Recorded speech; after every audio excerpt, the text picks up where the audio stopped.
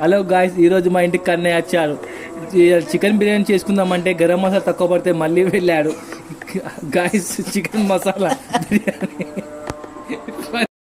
మనం రైస్ నానబెట్టి 1 అవర్ అవుతుంది. అండ్ ఇక్కడ మనకు చికెన్ మ్యారినేట్ అయిపోయింది మొత్తం. సో ఇప్పుడు మనం దాంట్లోకి రైస్ ఉడకబెట్టుకోవాలి కాబట్టి వాటర్ పోస్తున్నాం. దానికోసమే చికెన్ తొక్కు ప్రిపేర్ చేస్తున్నాము. సో దానికి చికెన్ ఉడకబెట్టాము. ఇప్పుడు మనం అది తురుముకోవాలి. సరే, దాని గురించి తర్వాత. మనం పిండి అనేది తడుపుకున్నాము. ఇప్పుడు దమ్ చేయడానికి పెడుతున్నాము. సో ఎలా దమ్ చేయడం చూపిస్తా. మన మసాలా అనేది చాలా బాగా మ్యారినేట్ అయిపోయింది. సో ఇప్పుడు రైస్ అనేది మనం అందులో వేసుకోవాలి.